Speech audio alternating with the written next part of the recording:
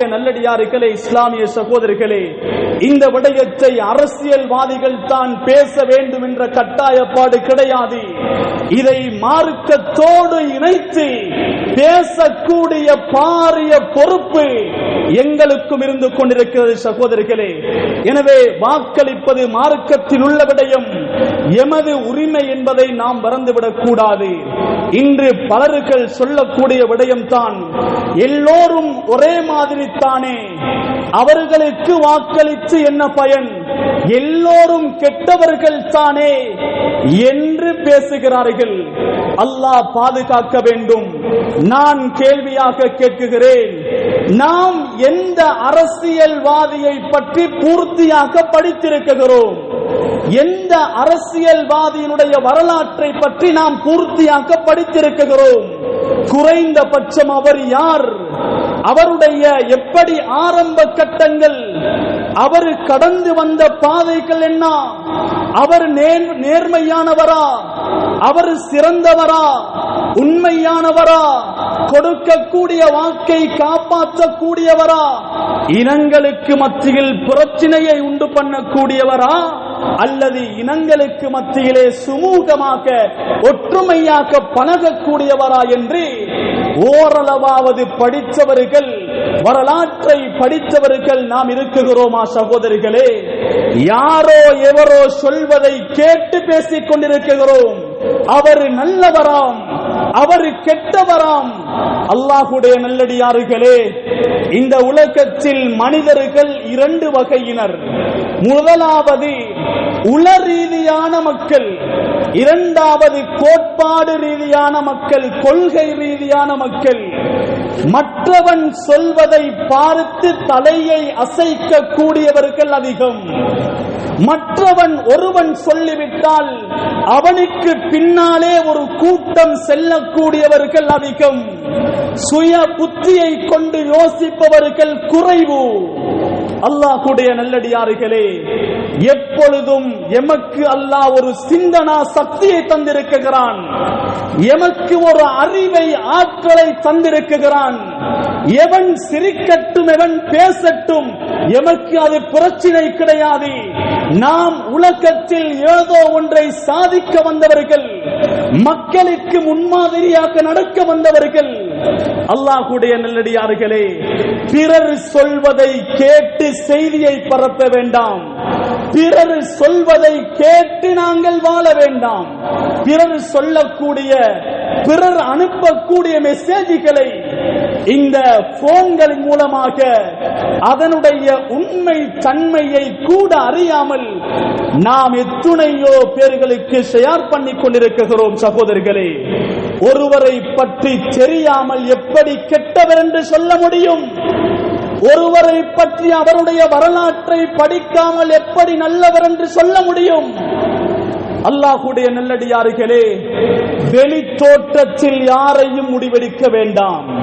அல்லாஹ்வுடைய நல்லடியார்களே, இஸ்லாமிய சகோதரர்களே, ஸல்லல்லாஹு அலைஹி வஸல்லம் அவர்கள் அழகான செய்தியை சொன்னார்கள்.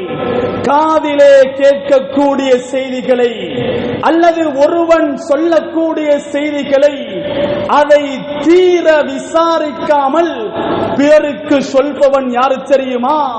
கஃபா பில் மர்இ கதிபன் ஐ யுஹத்திஸ பிகுல்லி மா சமிஅ.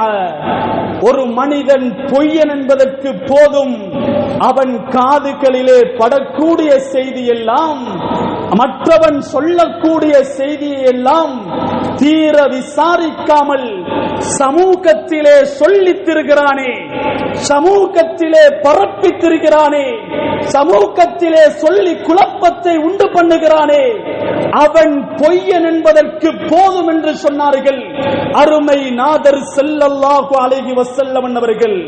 அரசியல் விடயத்தில் மட்டுமல்ல இந்த எச்சரிக்கை, எல்லா விடயங்களிலும் புரிந்து கொள்ள வேண்டும் சகோதரர்களே. அல்லாஹ்வுடைய நல்லடியார்களே, தேர்தலில் வாக்களிக்க காத்துக் கொண்டிருக்கிறோம்.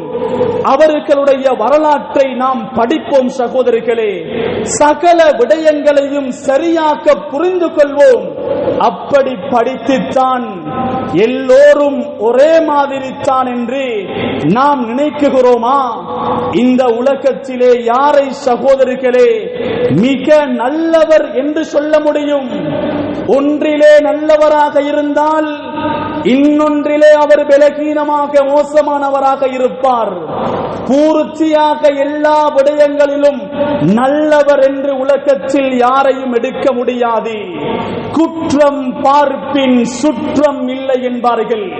குற்றம் இல்லாத மக்களே உலகத்தில் கிடையாது. குற்றத்தை பார்த்து பார்த்து குறைகளை தேடி தேடி துருவி துருவி ஆராய்ந்து சுத்தினால் சுற்றமில்லை. உறவினர்கள் இல்லாமல் போவார்கள், நண்பர்கள் இல்லாமல் போவார்கள் சகோதரர்களே. எனவே எல்லா விடயத்திலும் நல்லவர் என்று தேட முடியாது. இருப்பவர்களில் நல்லவர், அதாவது கேட்பவர்களில் நல்லவர் யார் என்பதை அறிந்து தெரிந்து அவர்களுக்கு வாக்களிப்பது எமது உரிமை, எமது கடமை என்பதை நாம் மறந்துவிடக் கூடாது.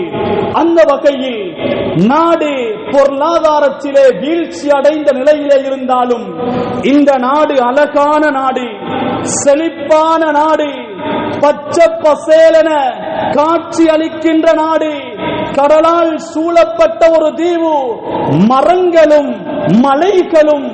சகோதரர்களே, அரபிகள் இந்த நாட்டிற்கு வருகை தந்து இந்த நாட்டை பார்த்துவிட்டு சொல்லுகிறார்கள், ஹாதிஹி ஜன்னத்து துன்யா, இது உலகத்தினுடைய சொர்க்கம் அல்லவா என்று வர்ணிக்கும் அளவுக்கு அழகு கொண்ட நாடு எம்முடைய நாடு.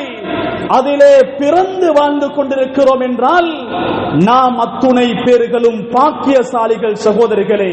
எனவே எமது நாட்டினுடைய தலைவர், அதே போன்று எமது நாட்டினுடைய தலைவர், அதாவது தலைவர்கள் நீதமான முறையிலே அதற்கு கீழே இருக்கக்கூடிய குடிமக்களை அழகான முறையிலே பராமரித்து எந்தவித பிரச்சனைகளையும் கொடுக்காமல் இருப்பார்களேயானால் இந்த நாடு இருக்கும் இடமே வேறு சகோதரிகளே.